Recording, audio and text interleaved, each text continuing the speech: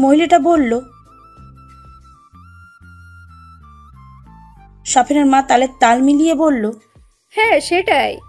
পুষ্পার মুখ মুহূর্তেই থমথমে রূপ ধারণ করেছে। পিছন ফিরে দেখে রক্সনা ছলছল চোখে তার দিকে তাকিয়ে আছে। পুষ্প মুচকি হাসার চেষ্টা করে, কান্না আড়াল করতে বাথরুমে ঢুকে যায়। ইস, এত কান্না পাচ্ছে কেন? পুষ্প কেঁদে মুখ ধুয়ে বের হয়। তখনই ঘটে আর এক ঘটনা। মুন্নিদের বিল্ডিং এর এক দম্পতি আসে, নাম মিরাজুল হক। ড্রয়িং রুমে সবাই বসে কথা বলছে। উনি এসে শিমুলকে দেখে চমকে যায়। শিমুলও চমকে ওঠে। মিরাজ সাহেব সবার সামনেই বলে, আরে শিমুল যে, তুমি এখানে? মুন্নির শ্বশুর বলে। শিমুলের গলা শুকিয়ে আসে। আজ চোখে পুষ্পকে দেখে। পুষ্প কাটকাট চোখে তাকিয়ে আছে। মিরাজ সাহেব বলল, আরে আমার গার্মেন্টসে সিকিউরিটি গার্ডের কাজ করে, আমি চিনব না? ওনার উত্তর শুনে সবাই থমকে যায়, বিশেষ করে রোকসানা আর মিজান শেখ। পুষ্প মাথা নিচু করে বসে থাকে। মুন্নির হাজবেন্ড পরিস্থিতি সামাল দিতে বলল, শিমুল আমার ভাইয়ের ভাই লাগে। আসেন মিরাজ কাকা, বসেন।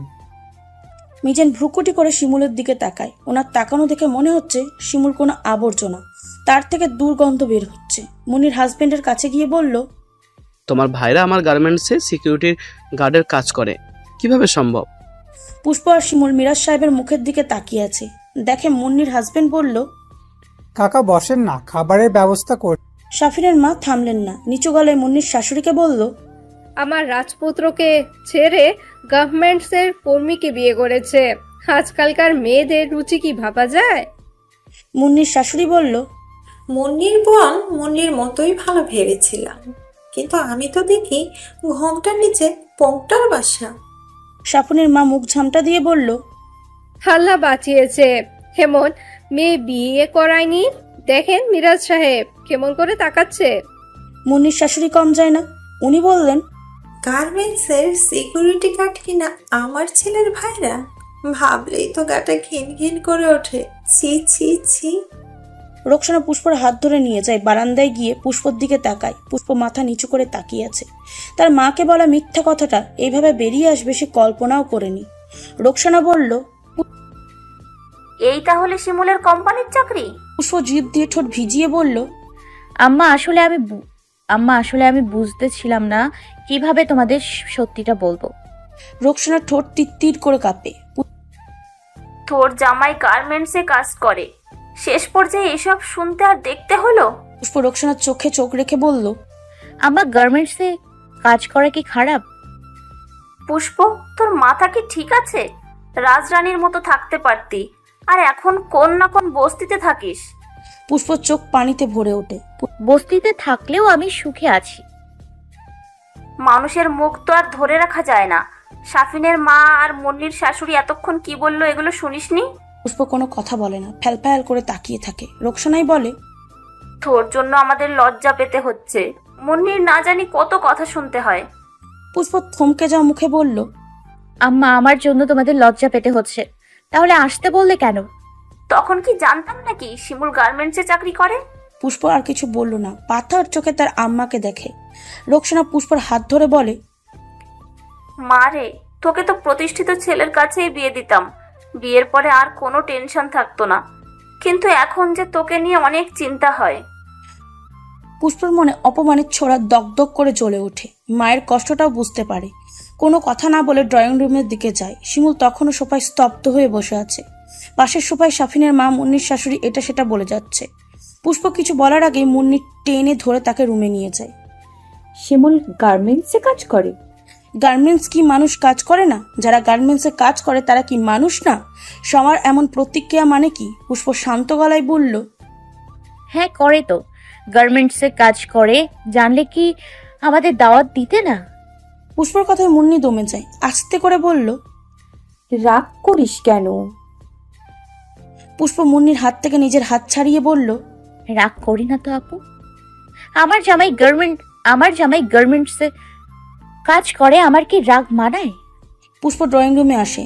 তেজি রাগে শিমুলের চোখে বর্ণ সে কখন থেকে লাল হয়ে আছে, কিন্তু সে নির্জীব, মাথা নিচু করে সবার কথা শুনছে, কিন্তু কোনো প্রতিবাদ করছে না। দুপুরে খাবার রেডি হলে মিরাজ সাহেব শিমুলের সামনে দাঁড়িয়ে বলল, খেতে আসো, যা বেতন পাও তা দিয়ে আর যাই খাও, এই ভালো খাবার পাবে না। শিমুল হাত পা কেঁপে ওঠে, শরীর ঝাঁকিয়ে রাগ বেরিয়ে আসতে চায়। পুষ্প পাশে এসে ছলছল চোখে তাকিয়ে আছে। শিমুল ঠান্ডা গলায় বলল, স্যার, আমরা কি না খেয়ে থাকি? মিরাজ সাহেব কিছু বলার আগে সাফিনের মা গলা বাড়িয়ে কথা বলেন। পুষ্পকে বউ করতে না পারায় ক্ষোভ যেন এখনই মিটিয়ে নিচ্ছে। আরে খাবে না কেন, কিন্তু এমন রাজকীয় খাবার কিভাবে খাবে? মিরাজ ভাই, ওর বেতন কত? ধনী গরিবদের অপমান করার সুযোগ পেলে যেন সুদে আসলে পূরণ করে নিতে চায়। মিরাজ সাহেবও ব্যতিক্রম না, মুচকি হেসে বলল, বেশি না, 7,500। সাফিনের মা খ্যাক করে হেসে ওঠে।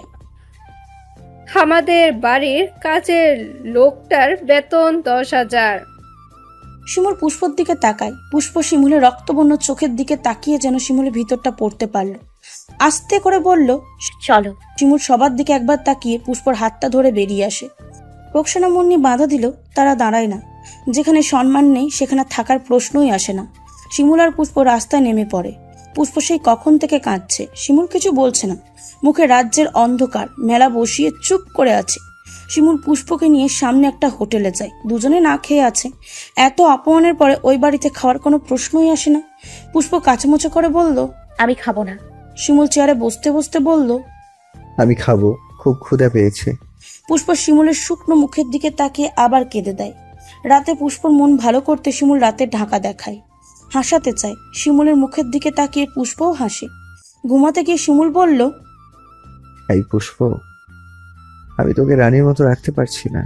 আসলে আমি তোর লাইফটা শেষ করে দিলাম। শিমুলের চোখের পানি পুষ্পর নজর এড়ায় না। ছেলেটা কাঁদছে, বোবা কান্নায় যে কোনো শব্দ নেই। থেমে থেমে নিঃশ্বাস নিচ্ছে আর প্রশস্ত বুকটা কাঁদছে।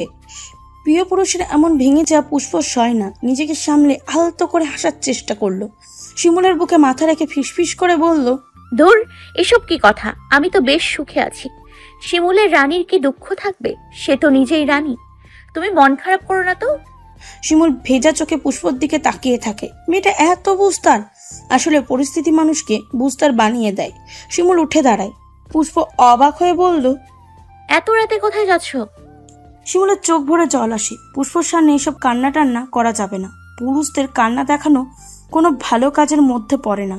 পুরুষটা কাঁদবে একা, অন্ধকারে, খুব গোপন ভাবে। সে হাত নেড়ে বলল, আসছি। পুষ্প সোজা হয়ে শুয়ে থাকে। সে কিভাবে যেন বুঝে গেছে শিমুল বাইরে গিয়ে ইচ্ছা মতন কাঁদবে। তার নিজেরও কান্না আসে। বালিশ মুঠো করে ধরে ফুপিয়ে ওঠে। তার জন্যই তো শিমুলকে এত অপমান সইতে হলো। আহা, টাকা, টাকা যে কি যার নেই সে বোঝে। 10 টাকার যে কি মূল্য নিম্নবর্তীরাই বোঝে। পুষ্প মনে মনে প্রতিজ্ঞা করে যে সে একদিন শিমুলের মাথার মুকুট হবে, সবাইকে তাক লাগিয়ে দেবে। শিমুল ব্রিজের উপরে গিয়ে দাঁড়ায়। অন্ধকার আকাশের দিকে তাকিয়ে হু হু করে কেঁদে ওঠে। আজকে দুপুরের কথাগুলো মনে হলেই মরে যেতে ইচ্ছা করে। এত অপমান! পুষ্পর করুণ মুখটার দিকে তাকালে শিমুলের দম আটকে আসে। এমন তো কথা ছিল না। তাহলে কেন সব উল্টো হচ্ছে? শিমুল দুহাত দিয়ে মাথার চুল খামচে ধরে। তার ইচ্ছা করছে এই ব্রিজ থেকে ঝাঁপ দিয়ে মরে যেতে। আচ্ছা, এই ব্রিজের উপর থেকে লাফ দিয়ে পড়লে কি সে মরবে, নাকি রাস্তায় চলন্ত গাড়ির নিচে গেলেই মরণটা সহজ হবে? শিমুলের মাথার একটাই কথা কিলবিল করে, সে মরলে কি পুষ্পর জীবনের ছন্দ পাল্টাবে? ভালো বর, ভালো ঘর পাবে। যদি পাই তাহলে মরতে ক্ষতি কি? বল চোখ বন্ধ করে ব্রিজের গায়ে হেলে দাঁড়ায়। সে কি ভাবছে এসব? মরে যাবে? মরে গেলে তার পুষ্পটা কই যাবে? শিমুলকে হারিয়ে পাগল হয়ে যাবে না? পাগল মেয়ে আরো উল্টোপাল্টা কিছু করলেও অবাক হওয়া যাবে না। যাকে নিয়ে এত আয়োজন সেই যদি ছন্নছাড়া পাগল রূপ ধারণ করে তাহলে কিভাবে হবে? আর সবচেয়ে বড় কথা, এমন কিছু করলে শিমুল প্রেমিক হিসাবে ব্যর্থ হয়ে যাবে না? তার বাবা জিতে যাবে না? ধুর, পাগলের মতন কি সব ভাবছে। সে মরবে কেন? সে তো বাঁচতে চায়। 1000 বছর পুষ্পর মিষ্টি মুখের দিকে তাকিয়ে হাসতে চায়। অনেকদিন পরে আঙুলের ভাঁজে সিগারেট ধরে। অর্থ সংকটে পড়ার পর এই বাড়তি খরচাটা আপনি আপনিই কমে গেছে। কি দরকার একটা সিগারেট খেলে 16 টাকা আগুনে পড়াবার? নিজের দিকে তাকালে এখন শিমুলের অবাক লাগে। কত বদলে গেছে সে। সিগারেট খেয়ে মুখে চকলেট দিয়ে বাসার পথে হাঁটে। রোকসানা বিছানায় শুয়ে কাঁদছে। তার মেয়ে আর মেয়ে জামাইটা না খেয়েই চলে গেল। বুকটা এত পুড়ছে। হঠাৎ করে শিমুল গার্মেন্টসে কাজ করে শুনে মাথা ঠিক ছিল না বিধায় কয়েকটা কটু কথা না হয় পুষ্পকে বলে ফেলেছে। এখন বুঝতে পারছে এমন করে বলা ঠিক হয়নি। আর কেউ না জানুক, তারা তো জানে শিমুল কেমন ঘরের ছেলে। বসে বসে খেলেও তার বাবার সম্পদ কমবে না। আর সে কিনা গার্মেন্টসে কাজ করছে। কার জন্য করছে? তাদের মেয়ের জন্যই তো। পুষ্পকে ভালো রাখতে তো ছেলেটা নিজের আত্মসম্মান বাজি রেখে সব করছে, কিন্তু ওনারা রাগের মাথায় যা তা বলে দুজনকে অপমান করলেন। মিজান এই নিয়ে অনেকবার পুষ্পর মোবাইলে ফোন দেয়, কিন্তু বারবার বন্ধ বলে। ওনারা মনে করে হয়তো মোবাইল বন্ধ করে রেখেছে, কিন্তু কেউ জানতে পারলো না পুষ্পর ফোনটা বিক্রয় করে মুন্নিকে দেখতে এসেছিল। মেয়ের শ্বশুরবাড়ি বিধায় রোকসানা শব্দ করে কাঁদছে না। মিজান স্তব্ধ হয়ে পাশে বসে আছে। রোকসানাকে সান্ত্বনা দেওয়ার ভাষা খুঁজে পায় না। মেয়ের এই অবস্থা তারও যে খারাপ লাগছে। শুক্রবার রাতে পুষ্পর শরীর খারাপ করে। শিমুল ফার্মেসি থেকে ওষুধ এনে দেয়। সকালে শিমুল আর পুষ্পকে রান্না করতে জাগায় না। কাজে যাওয়ার সময় হলে রাতের থাকা খাবারগুলো গরম করে নিজে না খেয়ে রেখে দেয়। যে খাবারটা আছে এতে পুষ্প সকালে আর দুপুরে খেতে পারবে। এখন যদি শিমুল খায় তাহলে পুষ্প দুপুরে খেতে পাবে না। আর পুষ্প এই অসুস্থ শরীর নিয়ে রান্নাও করবে না, খাবেও না। তার মনের ভাব সে দোকান থেকে কিছু একটা খেয়ে নেবে। যাওয়ার আগে পুষ্পকে জাগিয়ে দিয়ে যায়। শিমুল দোকান থেকে বন, কলা আর চা খেয়ে কাজে যায়। তার কপালে কি আছে শিমুলের জানা নেই। মিরাজ সাহেব কি তাকে কাজ থেকে বাদ দিয়ে দেবে? ভাবতে ভাবতে শিমুল কাজ করে। ম্যানেজারের কাছে শুনে মিরাজ স্যার আসেনি। শিমুলের মনে কু ডাকে, যদি বাদ দিয়ে দেয় তাহলে আর একটা কাজ কই থেকে জোগাড় করবে? এত লেখাপড়া করে কি লাভ হলো? একটু কাজে লাগছে না। দুপুরে লাঞ্চ আওয়ারে সবাই খাবার খাচ্ছে। শিমুল চুপচাপ টুলে বসে আছে। পেটে এত ক্ষুধা লেগেছে যে মাথা ঝিমঝিম করছে। এত বড় দিন বন কলা খেয়ে থাকা যায়? শিমুল পেটে ব্যথা অনুভব করে। তার ভাত খেতে এত ইচ্ছা করছে, মনে হচ্ছে এক বাসায় এক গামলা ভাত খেয়ে ফেলতে পারবে। সে মানিব্যাগ বের করে কত টাকা আছে দেখে। অল্প টাকা আছে। তারপর ধীর পায়ে উঠে রাস্তার পাশে সস্তা একটা হোটেলে ঢোকে। হোটেলে গরুর মাংসের ঘ্রাণে মম করছে। শিমুলের মন চায় গরুর মাংস দিয়ে ভাত খেতে। গরুর মাংস যে তার খুব প্রিয়, কিন্তু পকেটে টাকা কম। মাংস খেলে টাকা বেশি লাগবে। বাসায় পুষ্প একা, তাকে ছাড়া মাংস খাওয়ার প্রশ্নই আসে না। চোখ বন্ধ করে নিজের ইচ্ছাকে মাটি চাপা দিয়ে ডিম তরকারি, ডাল আর ভাত নেয়। টেবিলে খাবার আসে, গোগ্রাসে গিলতে থাকে। ক্ষুধায় তাড়াহুড়ো করে খেতে গিয়ে গলায় খাবার আটকে কাশি চলে আসে। সামনে থেকে কেউ একজন পানির গ্লাস এগিয়ে দেয়। শিমুল পানি খায়। সামনের লোকটা বলে, এত তাড়া কিসে শিমুল, আস্তে খাও। শিমুল হাতের গ্লাস টেবিলে রেখে অবাক হয়ে সামনের মানুষটার দিকে তাকিয়ে থাকে। তার প্রাক্তন ভার্সিটির প্রিন্সিপাল সালাম হক। শিমুল ভালো ছাত্র ছিল বিদায় ভার্সিটিতে তার কদর ছিল আলাদা। সালাম হক শিমুলকে সবসময় অন্য চোখে দেখতেন। বাবার থেকে কোনো অংশে কম ভালোবাসেন না এই স্যার। কিন্তু শিমুলের জানা মতে স্যারের টাকার অভাব নেই। তাহলে এই সস্তা হোটেলে স্যার কি করছে? সে সালাম হককে সেই স্থানে আশা করেনি। অবিশ্বাস্য গলায় বলল, স্যার আপনি? সালাম হক হাসে। শিমুলের দিকে তাকিয়ে বলে, খাওয়া শেষ করো মাই ভাই, খাওয়ার মাঝে কথা বলতে নাই, ভালো কাজ নয়। শিমুল অপ্রস্তুতভাবে ডিমের কুসুম মুখে দেয়। সালাম হক চোখ বুলিয়ে হোটেলটা দেখে। এখনো প্রায় সময়ে তিনি এই হোটেলে খাবার খেতে চলে আসে। শিমুলের অবস্থা দেখে, কাপড় চোপড়ের নমুনা দেখে তার অভিজ্ঞ চোখের পরিস্থিতি টের পাচ্ছেন। নিজের অতীতের সুন্দর সময়ের কথা মনে পড়ে যায়। তার স্ত্রী শাহিদাকে নিয়ে ঢাকায় আসার পরে কি কষ্টে দুজন দিন কাটিয়েছে। একটা রড ফ্যাক্টরিতে কাজ করে দিন কাটিয়েছে। প্রায় এই হোটেলে ভাত খেত। তাই তো এখনো মাঝে মধ্যে এখানে খেতে আসে। সালাম হকের মনে হয় দামি দামি রেস্টুরেন্টে খেয়েও এমন শান্তি লাগে না যতটা এই হোটেলে খেয়ে লাগে। ভার্সিটিতে পড়ে পাস করার পরে তখনকার স্যাররা তাকে ভার্সিটিতে চাকরি দেয়। সেই থেকে সালাম হকের দিন ঘুরেছে। আজ সে এই ভার্সিটির প্রিন্সিপাল। কত টাকা, বাড়ি গাড়ি হয়েছে, কিন্তু অতিথির কথা মনে হলে বুকে চিনচিন করে ব্যথা করে ওঠে। শিমুল খাওয়া শেষ করে। তার কেন জানি স্যারের দিকে তাকাতে লজ্জা লাগছে। সালাম হক ওয়েটারকে ডেকে দধি অর্ডার করে। দধি আসলে খেতে খেতে বলে, বুঝলে শিমুল, এটা হলো আমার প্রিয় হোটেল। এই হোটেলে ডাল, আলুর ভর্তা, শুটকির ভর্তা, সবজি সব আমার প্রিয় খাবার। স্যারের কথায় কি বলা যায় শিমুল খুঁজে পায় না। প্রতি উত্তরে একটু হাসার চেষ্টা করে। সালাম হক নিজেই বলে, তুমি এইখানে যে?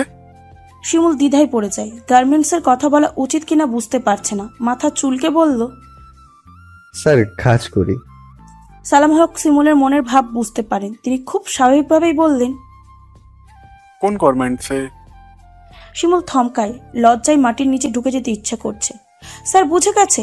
এই স্যারই শিমুলকে লেকচার হিসেবে ভার্সিটিতে জয়েন করার কথা বলেছিল।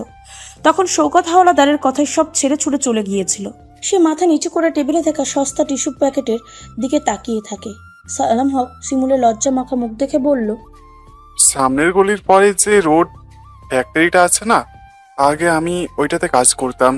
যা টাকা পেতাম তা দিয়ে নিজের পড়া চালাতাম, আর তোমাদের ম্যাডামকে নিয়ে থাকতাম। স্যারের কথাগুলো শুনে শিমুল অবাক হয়ে তাকায়। স্যারের বর্তমানে যা অবস্থা কেউ কখনো কল্পনাও করতে পারবে না। স্যার রড ফ্যাক্টরিতে কাজ করছে। শিমুলও ভাবতো না যদি না স্যার নিজে মুখে না বলতেন। শিমুল আস্তে করে বলল, সামনের গার্মেন্টসে। সালাম হক বলল, তুমি লজ্জা পাচ্ছ নাকি? আরে লজ্জা পাওয়ার কিছু নেই। হয়েছে, না খেলে জায়গা চিনবে কিভাবে? এই যে সময়টা কাটাচ্ছ, এক সময় গিয়ে মনে হবে জীবনের সব থেকে গুরুত্বপূর্ণ এটা সময়। এই সময় থেকে অনেক কিছু শেখার আছে। জীবনের প্রতিটা পদে পদে এই সময়ে মনে করে হবে তুমি শক্তি পাবে। স্যারের কথা শিমুল সহজ হয়। অল্প বিস্তর কথা স্যারকে খুলে বলে, দীর্ঘশ্বাস ফেলে বলে, অনেক চাকরির জন্য চেষ্টা করেছি, এখনো করছি, কিন্তু হচ্ছে না। সালাম হক বললেন, একদিন ভেঙে পড়েছ যে শক্তি থাকবে, দেখবে বিপদ আসলে মোকাবিলা করতে কোনো সমস্যা হবে না। আর এতদিন হলো আমাকে একবার স্মরণ করতে। শিমুল অকপটে বলে, লজ্জায় আপনার কাছে যাইনি। লেকচারার হওয়ার প্রস্তাব দিয়েছিলেন আর আমি ফিরিয়ে দিয়েছিলাম। লজ্জার কি আছে? লজ্জায় কি জীবন চলেছে? নিশ্চয় চলছে না। পুরুষদের লজ্জা থাকতে নেই। সমস্যা ঠিক জায়গায় গিয়ে তুলতে ধরতে হলে, তা না হলে সাধারণ আশায় কি বোকামি। শিমুল মুগ্ধ চোখে সালাম হকের দিকে তাকিয়ে থাকে। আগেও তিনি শিমুলকে এভাবে বোঝাতেন, এখনো বোঝাচ্ছেন। সালাম হক মাথা নেড়ে বলল, বিকালে ভার্সিটি যাবে, ঠিক আছে? শিমুল মাথা নেড়ে সায় দেয়। সালাম হক উঠে দাঁড়ায়, মুচকি হেসে বলে, শিমুল, তুমি যেভাবেই ভাত খেলে তোমাকে দেখে আমার মনে হলো আমি যুবক বয়সে আমাকেই দেখছি। বিকেলে দেখা হচ্ছে তাহলে। আস্তে করে উনি বেরিয়ে যাওয়ার আগে বিল দিতে ভোলে না। শিমুল না করলেও বাচ্চাদের যেভাবে তার বাবা চোখ রাঙিয়ে না করে, ঠিক সেভাবে না করে। গার্মেন্টস ঢুকতে একটু লেট হয়ে যায়। দারোয়ানকে অনেক বুঝিয়ে বেরিয়েছিল, এখন গিয়ে দেখে মিরাজ সাহেব দারোয়ানকে বকাঝকা করছে। শিমুলকে দেখে ইচ্ছা মতন কথা শোনায়। এক পর্যায়ে বলে আর কাজে আসতে হবে না। আসলে সেদিন শিমুল ওনার কথার উপর কথা বলেছে, আবার বউ নিয়ে নাকের ডগা দিয়ে চলে এসেছে। এটার ওনার গায়ে লেগেছে, তাই তো শিমুলকে তাড়াতে চাইছে। শিমুল মাথা ধরে যায়, আস্তে করে বেরিয়ে আসে। মনে মনে রাজ্যের যত বিশ্রী গালি আছে সব উগড়ে মিরাজের উপর দেয়। সালাম হকের আদেশ অনুযায়ী হাঁটতে হাঁটতে ভার্সিটিতে যায়। সালাম হক যেন শিমুলের অপেক্ষাই ছিল। আসার সাথে সাথে বলল, শিমুল ইংরেজিতে মাস্টার পড়ছে তাই না? ওনার মনোভাব শিমুল বুঝতে পারে না। বোকার মতো মাথা নেড়ে হ্যাঁ বলে। ইংরেজি পড়তে পারবে না? পারবে তো, আমার স্টুডেন্ট আমি জানি। শিমুল এবার ওনার কথার মানে বুঝতে পারে। সারা শরীর এক অজানা উত্তেজনায় ছেয়ে যায়। চোখের পলক কয়েকবার ফেলে বলল, স্যার। সালাম হক শিমুলের দিকে না তাকিয়ে ফাইল হাতে নিয়ে বলে, শনিবার থেকে জয়েনিং। শিমুল অবিশ্বাস্য চোখে তাকিয়ে থাকে। তারপর খুশিতে সালাম হককে জড়িয়ে ধরে ফেলে। পর মুহূর্তে মনে হয় জড়িয়ে ধরাটা বেশি করে ফেলেছে। ওনাকে ছেড়ে বলে, স্যার সরি, আসলে। শিমুল আর কিছু বলতে পারে না, তার গলা কেঁপে ওঠে। সালাম হক কাঁধে হাত রেখে বলল, সমস্যা নেই, যাও বাসে। বাসায় আসার বাকিটা পথ শিমুল পারে না, উড়ে উড়ে চলে আসে। গলিতে এসে এক প্রকার দৌড়ে বাসে গিয়ে ঢোকে। পুষ্প কিছু বুঝে ওঠার আগে শিমুল পুরুষালী গলায় চিৎকার করে ওঠে। পুষ্প ভয় পেয়ে যায়। শিমুলের চিৎকারে তার হাত পা কাঁপে। শিমুল এইসবের তোয়াক্কা করে না। পুষ্পকে পাঁজা কোলে নিয়ে ঘুরতে ঘুরতে বলে, বউরে, চাকরি তো হয়ে গেছে রে বউ। শিমুলের কথায় পুষ্প হতবাক। কথা বলার শক্তি যেন ফুরিয়ে গেছে। ঠোঁট নেড়ে কোনো রকমে বলল, সত্যি? শিমুল মাথা ঝাঁকায়। একটা চাকরি যে তাদের দুজনের কাছে কি, এটা শুধুমাত্র তারাই জানে। শিমুলের কথা যেন পুষ্পের বিশ্বাস হয় না। সে মাথা নেড়ে বলে, আসলেই? এসব নিয়ে একদম মজা করবে না, বলে দিলাম। অনেকদিন পর শিমুলের মুখে খুশির ঝলকানি পুষ্পর নজর এড়ায় না। এতে শিমুলের কথার সত্যতা যাচাই করে নেয়। সে শিমুলের খুশিতে উজ্জ্বল মুখের দিকে তাকিয়ে কেঁদে দেয়। হাত দিয়ে শিমুলের গলা আঁকড়ে ধরে। শিমুল থেমে বলে, আরে এখন কাঁদে কেন? তোমার কাঁদার দিন শেষ পুষ্পরানী। তোমার বড় ভার্সিটির লেকচারার হয়ে গেছে, শনিবার থেকেই জয়েনিং। তার কথা শুনে পুষ্প বাচ্চাদের মতন ভ্যাঁ ভ্যাঁ করে কেঁদে দেয়।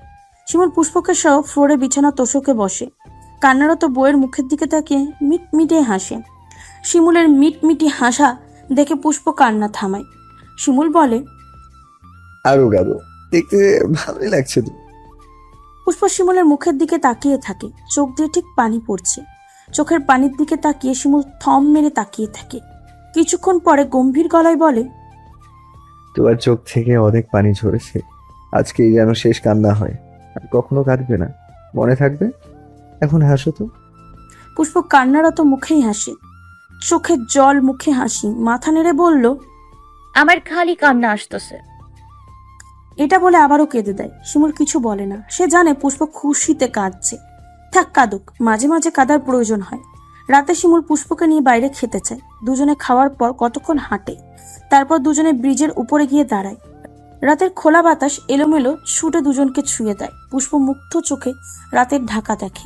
আজকে রাতের ঢাকা দেখতে ভালো লাগছে। শিমুল পুষ্পর হাত ধরে টেনে দুজনের মাঝে কিঞ্চিত দূরত্ব ঘুচিয়ে দেয়। তাদের বিয়ের বছর পেরিয়ে গেছে, কিন্তু শিমুল পুষ্পর কোনো শখ আহ্লাদ পূরণ করতে পারেনি। আসলে পুষ্প কোনো শখ করেইনি।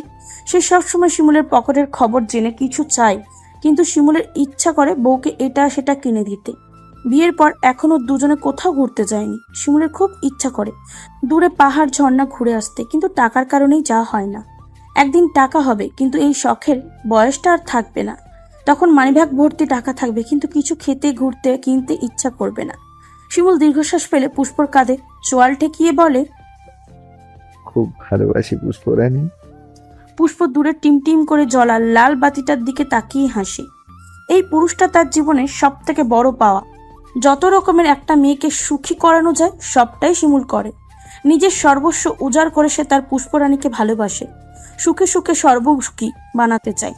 শিমুলের এমন সহজ স্বীকারোক্তি শুনে পুষ্পের মনে ভালো লাগার পরিমাণ বাড়ে। হাত দিয়ে শিমুলের উস্কুস চুলে আঙুল বুলিয়ে বলে, ভালোবাসি শিমুল রাজা। রাতে বাসায় ফেরার পরে শিমুল পুষ্পের সান্নিধ্যে ছাড়ে না। আজকে তার রাজত্ব চলবে, কোনো নাটা চলবে না। আজকে দুজনের খুশির দিন। আর পাশে যদি থাকে পুষ্পর মতন প্রিয় রমণী, তাহলে কোনো কথা শুনতে বা মানতে চায় কি? শিমুলের বেশিমের কথায় আদুরে আবেশে পুষ্প খিলখিল করে হেসে ওঠে। শিমুল মুগ্ধ নয়নে এই পবিত্র হাসি দেখে। এমন কঠিন পরিস্থিতিতে মেয়েটা যেভাবে তাকে সান্ত্বনা দিয়েছে, এটাই শিমুলের শক্তি, এগিয়ে যাওয়ার অনুপ্রেরণা। পুষ্প শিমুলের চোখের দিকে তাকিয়ে বলে, কি দেখো? তোমাকে। পুষ্প লাজুক হাসে। ছেলেটা এত সহজে সব স্বীকার করে নেয়। হতে পারে তাদের টাকা কম, কিন্তু ভালোবাসা একদম ভরপুর। পুষ্প মনে মনে ভাবে, আচ্ছা শিমুল টাকা হলে কি এভাবে ভালোবাসবে, সহজ স্বীকারোক্ত করবে, কাঙাল হয়ে ভালোবাসা চাইবে, নাকি পুষ্পর থেকে দূরত্ব বাড়িয়ে দেবে? পুষ্প মনের খচখচানি চেপে রাখতে পারে না। শিমুলের বুকে নাক ঘষে আদুরি গলায় বলল, যখন তোমার অনেক টাকা হবে তখনও কি আমাকে এভাবে ভালোবাসবে? শিমুল ভ্রু কুচকালো। টাকার সাথে ভালোবাসার কি সম্পর্ক? না, টাকা হলে যদি ভালো কম বাসো। শিমুল বলল, ধুর পাগলি, তুমি আমার রানী। রাজার কাছে রানীর গুরুত্ব সবসময় বেশি। আমার খারাপ সময় যে পাশে থেকেছে, আল্লাহ চাইলে ভালো সময় আসলে তাকে ভুলে যাওয়ার প্রশ্নই আসে না। শিমুলের উত্তর শুনে পুষ্প খুশি হয়, আহ্লাদি গলায় বলল, কখনো কষ্ট দেবে না, আমি একদম সইতে পারবো না, মরে টরেও যেতে পারি। শিমুল হাসে। পুষ্পকে কষ্ট দেওয়ার প্রশ্নই আসে না, তাকে সুখে রাখতেই তো এত লড়াই। পুষ্পর ফর্ম ফিল আপের জন্য টাকার দরকার। শিমুলের হাতে সামান্য টাকা আছে। শিমুলের হাতের মোবাইলটা বিক্রি করে দেয়। পলাশ যদিও শিমুলকে টাকাটা দিতে চেয়েছিল, কিন্তু শিমুল নেয়নি। এই দুর্গম পথে কারোর সাহায্য ছাড়াই জয়ী হতে চায়। পুষ্প একবার বলেছিল, পরীক্ষা না দিই, এই অবস্থায় এতগুলো টাকা কোথায় পাবো? শিমুল কঠিন চোখে তাকিয়ে বলেছে, পরীক্ষা না দেই মানে? কার জন্য এত কষ্ট করছি? মাথায় ঢুকিয়ে নাও, তোমাকে অনেক পড়তে হবে পুষ্প। পুষ্প মাথা নিচু করে ফেলে। তাকে নিয়ে শিমুলের অনেক স্বপ্ন। মোবাইল বিক্রি করে অর্ধেক টাকা গ্রামে পাঠিয়ে বাকি টাকা দিয়ে শিমুল 2টা প্যান্ট 2টা শার্ট কিনে। ভার্সিটিতে তো আর যেমন তেমন করে গেলে হবে না, সে শিক্ষক মানুষ, শালীনতা বজায় রেখে সুশীল পোশাকে যেতে হবে। চুলদারি কেটে নিজেকে চলনসই করে। অবশেষে কাঙ্ক্ষিত দিন আসে। শিমুল ভার্সিটিতে যায়। সব শিক্ষকেরা তাকে স্বাগতম জানায়। সব স্টুডেন্টদের সাথে পরিচয় করে দেওয়া হয়। কিছুদিনের মাঝেই ছাত্রছাত্রী প্রিয় স্যারের জায়গা দখল করে নেয়। শিমুল বেশ বুঝতে পারে মেয়েরা যে তাকে মুগ্ধ চোখে দেখে। তার নাম যেমন, সে দেখতেও তেমন। এক দেখায় সবার নজর কাটতে সক্ষম। শিমুল ভুল করেও কোনো মেয়ের দিকে তাকায় না। সে জানে এটা ভার্সিটি কলেজ না। ভার্সিটির মেয়েরা স্যারকে কিছু বলতে দ্বিধা করবে না। এই চাকরিটা তার সোনার হরিণের মতন, এটা হারানোর মতন কোনো কাজ করা যাবে না। এভাবেই কেটে যায় 1 মাস। ইদানিং তিহা নামের একটা মেয়ে সারাক্ষণ ফলো করছে। ব্যাপারটা শিমুলের ভালো লাগে না, সে বেশ বিরক্ত। শিমুল ভার্সিটি থেকে বেরিয়ে রিক্সার জন্য দাঁড়ায়, তখনই 3rd ইয়ারের ক্লাস টপার তিহা এসে পাশে দাঁড়ায়। শিমুল এক পলক তাকিয়ে আবার সামনে তাকিয়ে থাকে। তিহা গলা খাঁকড়ি দিয়ে শিমুলের দৃষ্টি আকর্ষণ করতে চায়। শিমুল ভদ্রতাবশত তাকায়। তিহা বলে, স্যার। তিহা না বলার কথা তার মুখের লাজুক হাসিতেই বোঝা যাচ্ছে। শিমুল বিরক্তিতে তিহার দিকে তাকিয়ে বলল, কিছু বলবেন? বড়লোক বাবার একমাত্র মেয়ে, শিমুলকে নিজের কথা জানাতে দ্বিধা করে না। স্যার, আপনাকে আমার ভালো লাগে। শিমুলের আন্দাজি ঠিক হয়। সে মুচকি হেসে বলল, তারপর? আপনি চাইলে আব্বুকে বলে আমরা বিয়ে করে ফেলবো, যদি আপনার প্রেমে আপত্তি থাকে। Good idea. তারপর? শিমুলের কথায় তিয়া অপ্রস্তুত হয়, মাথা নিচু করে দাঁড়িয়ে থাকে। মিনমিন করে বলে, প্রথম দিন থেকেই আপনাকে ভালো লাগে, আপনাকে না পেলে মরে যাব। শিমুল মনে মনে হাসে। এই সিনেমাটিক ডায়লগ এই যুগেও ব্যবহার হয় নাকি? মরবেন কেন? আমি কি অক্সিজেন? শিমুলের কথায় তিয়া খুশি হয়, লাজুক হেসে বলল, হ্যাঁ। শিমুল প্যান্টের পকেট থেকে মানিব্যাগটা বের করে পুষ্প আর তার জড়িয়ে ধরে রাখা ছবিটা দেখিয়ে বলে, আমার অক্সিজেন। আশা করি আর কখনো এসব আমার সামনে বলতে আসবেন না। আমি শিক্ষক, সম্মান দিতে শিখুন। তিয়া অবাক চোখে ছবিটার দিকে তাকিয়ে থাকে। মেয়েটা কে জিজ্ঞাসা চোখে শিমুলের দিকে তাকালে শিমুল বলে, এটা আমার স্ত্রী, আমার পুষ্পরানী। রিক্সা আসলে তিয়ার অবাক হওয়ার দৃষ্টি উপেক্ষা করে শিমুল বাসার উদ্দেশ্যে যায়। তার পকেটে প্রথম মাসের বেতনটা।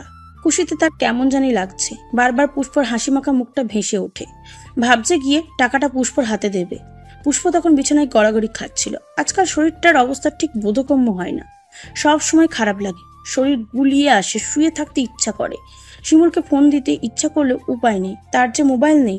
শিমুল একটা 1200 টাকার সেট ব্যবহার করে। শিমুলের কথা ভাবতে ভাবতে শিমুল আসে, পুষ্প ঠান্ডা পানি এনে দেয়। শিমুল পুষ্পর হাতে একটা খাম দিয়ে বলে, এটা তোমার। পুষ্প খামের দিকে তাকিয়ে বলে, কি? শিমুল পানি খায়। গায়ের শার্টটা খুলতে খুলতে বলে, খুলো, খুলে দেখো। পুষ্প খামটা খুলে দেখে অনেকগুলো 1000 টাকার নোট। তার চোখের মনি বড় বড় হয়ে যায়। বিস্ফোরিত নয়নে শিমুলের দিকে তাকায়। শিমুল পুষ্পর চাহনি দেখে হাসছে। পুষ্প দ্রুত বলল, বেতন পেয়েছো? হ্যাঁ। আল্লাহ, কতগুলো টাকা! শিমুল হাসে। পুষ্পর টাকাগুলোর দিকে তাকিয়ে মনে পড়ে যায় দুজনে এই টাকার জন্য কত কষ্ট দিন কাটিয়েছে। কতগুলো টাকা হাতে নিয়ে পুষ্প ঝরঝর করে কেঁদে দেয়। শিমুল অবাক হয়ে বলল, এই মেয়ে আবার কাঁদো কেন? আল্লাহ, কি যন্ত্রণা! পুষ্প কথা বলে না, শিমুলের দিকে তাকিয়ে কাঁদে। শিমুলের কাছে গিয়ে জড়িয়ে ধরে, শাসানো গলায় বলে, আর কাঁদতে মানা করেছিলাম না? পুষ্প টাকাগুলো বুকে জড়িয়ে ধরে বলে, আজকেই শেষ, আর কখনো কাঁদবো না। শিমুলের চোখের কোণেও পানি ভরে আসে। গলা বুঝে কান্না আসতে চায়, কিন্তু কাঁদে না। তার যে শক্ত থাকতে হবে, পুরুষ বলে কথা। নারীদের মতন সহজে নিজেকে ভেঙে দেওয়ার অধিকার যে বিধাতা দেয়নি। পুষ্পর মাথায় চুমু দিয়ে বলল, আচ্ছা, আজকেই লাস্ট। শিমুলের আশকারা পেয়ে পুষ্প হামাও করে কাঁদে। এই টাকার জন্য শিমুল কত অপমানিত হয়েছে, দুজনের খাবারে কত কষ্ট পেয়েছে। শিমুলের মাথায় দুষ্টুমি আসে। আস্তে করে বলল, আজকে আমাকে আমার এক ছাত্রীর বিয়ের প্রস্তাব দিয়েছে। সাথে সাথেই পুষ্প কান্না থেমে যায়। তড়িৎ গতিতে মাথা তুলে শিমুলের দিকে তাকায়। পুষ্প থমকানোর চেহারা দেখে শিমুলের খুব ভালো লাগে। আর একটু রাগাতে বলে, ছাত্রী রিবা কি দোষ বলো? এমন তরতাজা স্যার যদি ঘুরে ঘুরে ক্লাস নেয়, তাহলে কি প্রেমে না পড়ে পারে? ইস, কি ফিলিংস! আহা! পুষ্প রাখলো না, বরং পদ্মবরণ আখিতে পানির বাঁধ ভাঙল। অবস্থা বেগতিক দেখে শিমুল কান ধরে দাঁড়িয়ে সরি বলল। পরে উপায় না পেয়ে আধা খোলা শার্ট গায়ে কানে ধরে উঠবস করলো। পুষ্প ফোলা ফোলা চোখে শিমুলের দিকে তাকিয়ে ভাঙা গলায় ফ্যাঁস ফ্যাঁস করে বলল, পরীক্ষা দিয়ে তোমার ইউনিভার্সিটিতেই ভর্তি হব। তারপর সবাইকে বলে দিব শিমুল আমার জামাই, আমার কলিজা। শিমুলের বুকটা সুখে সুখে পূর্ণ হয়ে ওঠে। পুষ্প লাল হওয়া নাকের ডগায় আলতো টোকা দিয়ে বলল, এত হিংসে? পুষ্প শিমুলের হাত সরিয়ে বলল, হ্যাঁ, তো মার খেয়ে বিয়ে করেছি এসব শোনার জন্য? যে আসবে হাত পা ভেঙে গলায় ঝুলিয়ে দিব। আমি শিমুলের বউ। শিমুল পাশেটা পাল্টে ভার্সিটির পাশে 2 রুমের একটা ফ্ল্যাট নেয়। কিছু আসবাবপত্র কেনে। পুষ্প ফুটপাত থেকে এটা সেটা কিনে বাসাটা নিজের মতন সাজায়। পুষ্প এই রুম থেকে ওই রুমে প্রজাপতির মতন উড়ে উড়ে যায়, আবার আসে। শিমুল পুষ্পর উচ্ছলতা দেখে হাসে। একদিন দুজন মিলে রান্না করেছিল। পুষ্প গায়ের ওন্না কোমরে গুছে ভাতের মার ফেলেছে। এই সামান্য ব্যাপারটা শিমুলের এত ভালো লাগলো যে সে মুক্ত হয়ে তার বউকে দেখছে। এই কমাসে পুষ্প যেন বেশ ঘরণীয় হয়ে গেছে। বিয়ের পর যেন পুষ্প আরো সুন্দর হয়ে গেছে, একদম চোখে লাগার মতো। নাকি শিমুলের কাছে এমন লাগে? তবে আজকে পুষ্পর মুখটা কেমন যেন লাগছে। সে পুষ্পকে ডাকে। পুষ্প।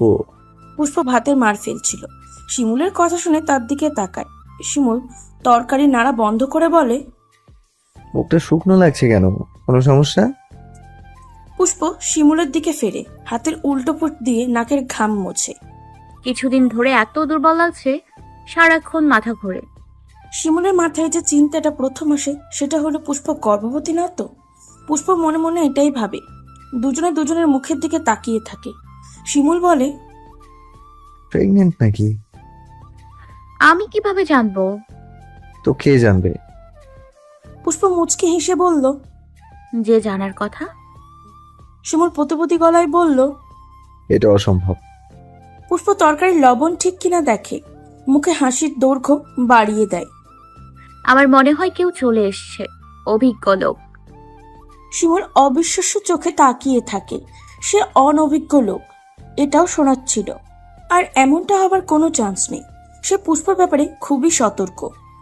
তার হয়তো বাবা ডাক শোনার বয়স হয়েছে, কিন্তু পুষ্প সে তো এখনো ছোট। হ্যাঁ, বাচ্চা হলে পালন করে বড় তো করতেই পারবে, তবে এতে করে যদি তার স্বপ্ন পূরণ না হয়, শরীর খারাপ করে, তাহলে এইসব ভেবেই তো শিমুল সতর্ক। অন্য সব দম্পতির মতন তাদের পথটা সরল পথে চলেনি। তাদের পথটা দুর্গম। জীবনে উজ্জ্বল আলোর কাছে যাওয়ার যেন তাদের জন্য একটা চ্যালেঞ্জ। শিমুল খানিক ভেবে বলল, চান্স নেই। এত কনফিডেন্সে? জি ম্যাডাম। মান্থলি ডেট 3 দিন ওভার কিন্তু। শিমুল থমকে যায়, তারপরেই বলে, মাঝে মাঝে এমন হতে পারে, নো চাপ বেবি। পুষ্প মানে না, নাছর বান্দার মতন বলল, কিন্তু আমার যে শরীর খারাপ লাগছে, প্রেগনেন্সির লক্ষণ আছে। ম্যাডাম, আপনার কেন খারাপ লাগছে? বিকেলে ডাক্তার দেখিয়ে আনবো। পুষ্প কি ভেবে মন খারাপ করে বলল, আচ্ছা ধরো আমার পেটে সোনামণি চলে এসছে, বিকেলে গিয়ে পরীক্ষা করলাম, যদি পজিটিভ আসে তাহলে কি করবে? শিমুল পুষ্পর মন খারাপের আঁচ পায়, পাত্তা না দিয়ে বলে, এসব কিছু হবে না, কাজ করো। পুষ্প কাজ বন্ধ করে দাঁড়িয়ে থাকে। কাদা কাদা গলায় বলল, অ্যাবর্শন করে ফেলবো? পুষ্পর কথা শুনে শিমুল চুপচাপ দাঁড়িয়ে থাকে। এমন কিছু না পুষ্প, খালি খালি টেনশন করো না। যদি হয় তাহলে করবে? শিমুল পুষ্পর দিকে এগিয়ে আসে। কি মনে হয়? পুষ্প কথা বলে না, তার চোখ ইতিমধ্যে পানিতে টলমল করছে। আমরা এত সতর্ক থাকার পরেও যদি আল্লাহ কাউকে পাঠাতে চায়, তাহলে আমরা আটকানোর কে? অ্যাবর্শন করা গুনাহ, আর এতে মায়েরও ক্ষতি হয়। সবচেয়ে ক্ষতি হয় যে মেয়েটার প্রথম সন্তানের বেলায় এটা করে। মেয়েদের শরীর খুব লাজুক। বাচ্চা নষ্ট করতে এই পথ অবলম্বন করলে দেখা যায় পরবর্তীতে আর বাচ্চাই হয় না। তাহলে দরকার কি? পুষ্প শিমুলের কথা মনোযোগ দিয়ে শোনে। শিমুল আবার বলে, পুষ্প, তুমি এসব কেন ভাবছো? কিচ্ছু হবে না। বিকেলে দুজনে ডাক্তার দেখিয়ে আসে। ডাক্তারের চেম্বার থেকে বেরিয়ে শিমুল হেসে খুন বারবার পুষ্পকে রাগাচ্ছে। পুষ্পর কথা অনুযায়ী প্রেগন্যান্সি টেস্ট করা হয়েছে, রিপোর্ট নেগেটিভ। রক্ত পরীক্ষাও করা হয়েছে। ডাক্তারের ভাষ্য মতে পুষ্প রক্ত শূন্যতা, তাই পিরিয়ড হয়নি। রক্ত শূন্যতার কারণে শরীর দুর্বল, মাথা ঘোরানো, বমি ভাব, শরীরে ক্লান্তিবোধ এইসব হচ্ছে। ওষুধ লিখে দিয়েছে, নিয়মিত খেতে বলা হয়েছে। পুষ্পর মন খারাপ। তার মনটা সারাদিনে মা হওয়ার স্বপ্ন দেখে ফেলেছিল। ছোট্ট ফ্ল্যাটে বাচ্চার কান্নার শব্দ কান পেতে শুনেছিল। বাচ্চাটা কার মতন হবে সেটাও একটু ভেবে নিয়েছিল। কিন্তু এখন সব স্বপ্নই তো শেষ। বুকটা কেমন জ্বলছে। আচ্ছা, সে কি মা হতে চাইছে? শিমুলের এত দুষ্টুমির কথাও যখন পুষ্প রাগ করে না, তখন শিমুল পুষ্পর মন খারাপের ভাগিদার হয়। কি হলো? কিছু না। শিমুল বুঝে গেল প্রিয়তমার মন খারাপের কারণ। তুমি কি মা হতে চাইছো পুষ্প? পুষ্প সম্মতির চোখে শিমুলের দিকে তাকায়। শিমুল পুষ্পকে নিয়ে একটা ক্যাফেতে গিয়ে বসে। তোমার না অনেক স্বপ্ন, অফিসার হবে না? তাহলে এত অল্প বয়সে পুচকি চলে আসলে কিভাবে হবে? প্রচুর পড়তে হবে তো। তোমার আরেকটু বয়স হোক, তখন না হয় আমরা বাচ্চার প্ল্যান করব। বাচ্চা হলে কি পড়া যায় না? কতজনেই তো বাচ্চা হলেও পড়ে। পরে কিন্তু তুমি পারবে না। পারবো। শিমুল মাথা নাড়িয়ে বোঝানোর ভঙ্গিতে বলে, আমরা বাচ্চা নিব, কিন্তু তুমি আগে নিজে প্রতিষ্ঠিত হও। তুমি কি ভুলে গেছো তোমার পড়ালেখা নিয়ে আমাকে কত কথা শুনতে হয়েছে? পড়ালেখার দোহাই দিয়ে আমাদের বাড়ি থেকে বের করে দিয়েছে। ভুলে গেছো সব? ভুলিনি। কখনো ভুলাও যাবে না। যারা তোমার পড়া নিয়ে কটূক্তি করেছে তাদের দেখিয়ে দিতে হবে পুষ্প খাঁটি সোনা। এখন যদি বাচ্চা নিয়ে সংসারে ব্যস্ত হয়ে যাও, সব ভুলে বসো, তাহলে কিভাবে হবে? আমি চাই আর কয়েক বছর পরে বাবু নিতে, আর আমার বউকে অফিসার বানাতে চাই। কি আমার স্বপ্ন পূরণ করবে না? পুরনো আঘাতগুলো শিমুল আবার মনে করিয়ে দিয়েছে। পুষ্প শিমুলের কাঁধে মাথা রেখে বলল, করব। শিমুল পুষ্পর কপালে চুমু খেয়ে বলে, মন খারাপ করে না সোনা। আল্লাহ চাইলে আমাদের মিষ্টি একটা কুট্টুস পাখি আসবে, অবশ্যই আরো বছর 5 পরে। পুষ্পর মন ভালো করতে শিমুল সে ঘুরে বেড়ায়। কতক্ষণ রিক্সা করে ঘুরে তারপর টিএসসিতে যায়। সেখানে যে কত মানুষ, অনেকে বন্ধুদের সাথে আড্ডা দিচ্ছে, অনেক কপতি বসে সময় কাটাচ্ছে, অনেকে একা বসে আছে। শিমুল কিছুক্ষণ পুষ্পর হাত ধরে হাঁটে, তারপর দেয়ালে হেলান দিয়ে দাঁড়ায়। পুষ্প খেয়াল করে দেখে অনেক মেয়ে শিমুলকে দেখছে বললে ভুল হবে, প্রায় চোখ দিয়ে গিলে নিচ্ছে। সে শিমুলের দিকে তাকায়। ভার্সিটির প্রফেসর হিসেবে নিজেকে বেশ শালীন আর মার্জিত রাখে। কালো শার্ট আর সাদা প্যান্টে ফর্সা গায়ে শিমুলকে ফুটন্ত ফুলের মতন দেখাচ্ছে। মাথা ভর্তি ঝাঁকড়া চুল পরিপাটি করে গোছানো, মুখের মিষ্টি হাসি আর কথা বলার ভঙ্গিমা সবার নজর কাটতে সক্ষম। উফ, ছেলেটা এত সুন্দর কেন? পুষ্প ইদানিং ক্ষণে ক্ষণে শিমুলের প্রেমে পড়ে। ভেবেছিল তার জীবনে একবারই প্রেমে পড়া হলো, কিন্তু ভুল। তার জীবনে সে 1000 বার প্রেমে পড়েছে। একটা পুরুষের প্রেমে যতবার ভাবে পড়া যায় সে পড়ে। আজকে শিমুলকে একটু বেশি সুন্দর লাগছে, কিন্তু মেয়েরা এইভাবে তাকায় কেন জানে না। শিমুল বিবাহিত। মেয়েদের বিয়ে হলে শাড়ি, চুড়ি, নাকফুল পরে নিজের গায়ে বিবাহিত ছাপ দেয়, কিন্তু ছেলেদের বেলায় কেন কোনো ছাপ নেই? কেন বোঝার উপায় নেই বিবাহিত নাকি অবিবাহিত? পানের পুরুষের দিকে মেয়েদের এমন চাহনি পুষ্পর ভালো লাগে না। শিমুল বোধহয় মেয়েদের এমন চাহনি দেখে মুচকি হাসি। তার হাসি দেখে পুষ্পর রাগ আকাশ ছোঁয়। পুষ্প অভিমানী চোখে শিমুলের দিকে তাকিয়ে আছে। শিমুল তার ফুলানো গাল দুটো টিপে বলল, কি হয়েছে পাখিটা, গাল ফুলাচ্ছে কেন? পুষ্প আবারও আশেপাশের মেয়েদের দিকে তাকায়। সব মেয়ে তোমাকে দেখে কেন? শিমুল তার চুলের হাত বুলিয়ে মুচকি হাসে। প্রেয়সীর বুকের জ্বলন বেশ টের পায়।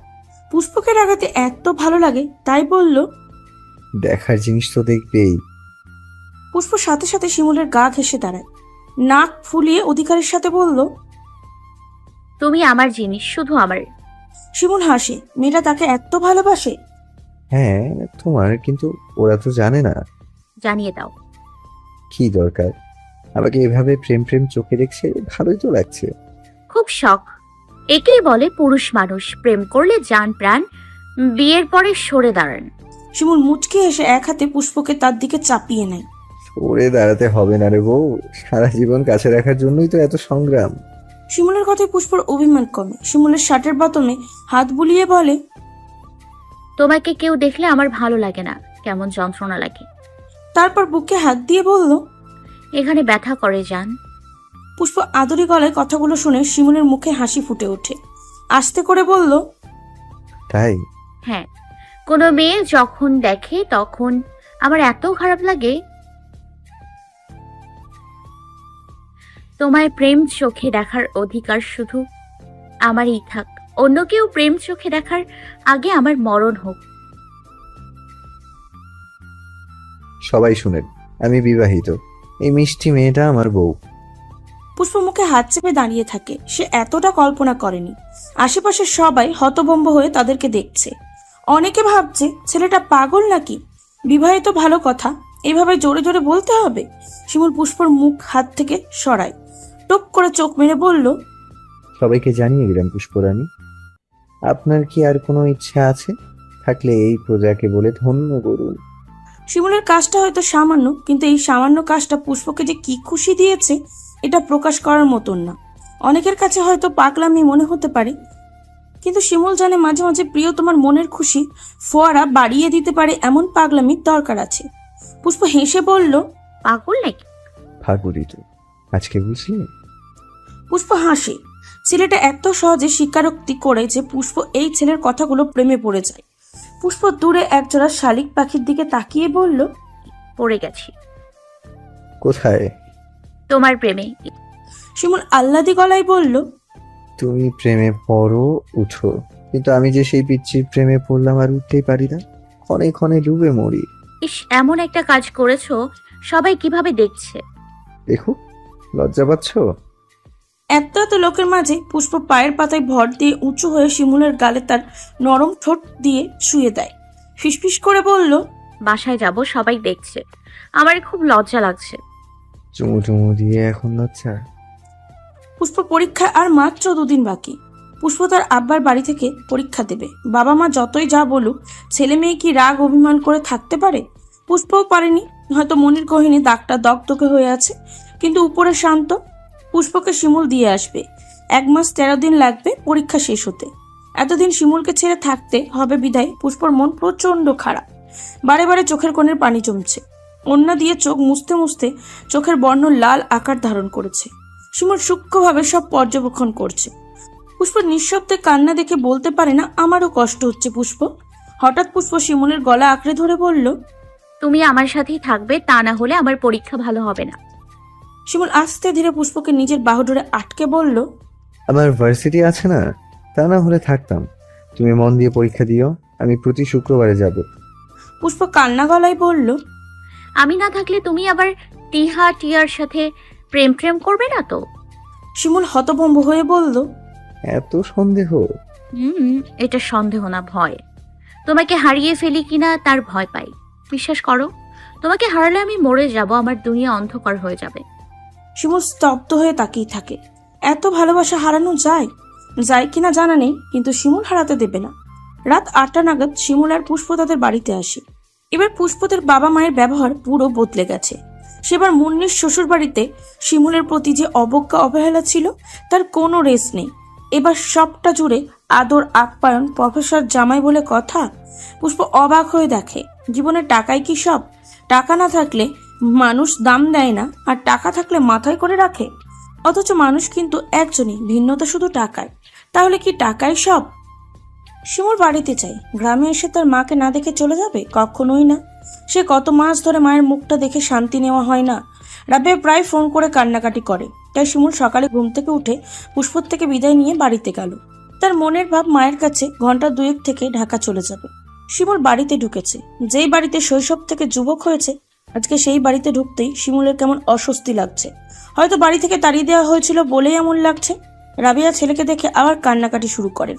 দুজনের সোফায় বসে কথা বলার এক পর্যায়ে শওকত হাওলাদার আর মজিব হাওলাদার বাড়িতে আসে। তারা কেউই ড্রয়িং রুমে শিমুলকে আশা করেনি।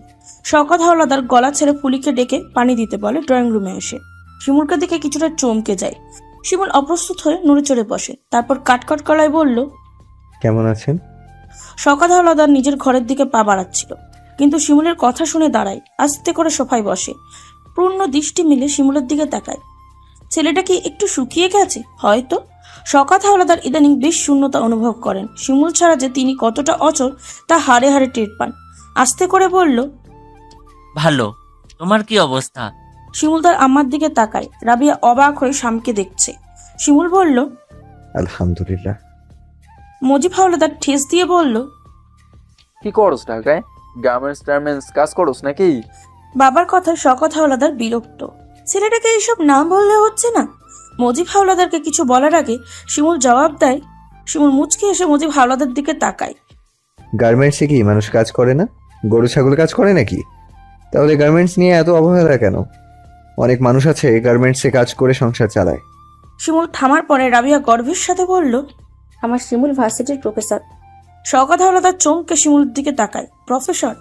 ওনার চমকে তাকানোটা শিমুলের চোখে পড়ে। ভেবেছিল কিছুক্ষণ থাকবে, কিন্তু তা আর সম্ভব না। পেশাকার শুনে হতভম্ব। শিমুল ভার্সিটিতে পড়ায়? বেতন কত?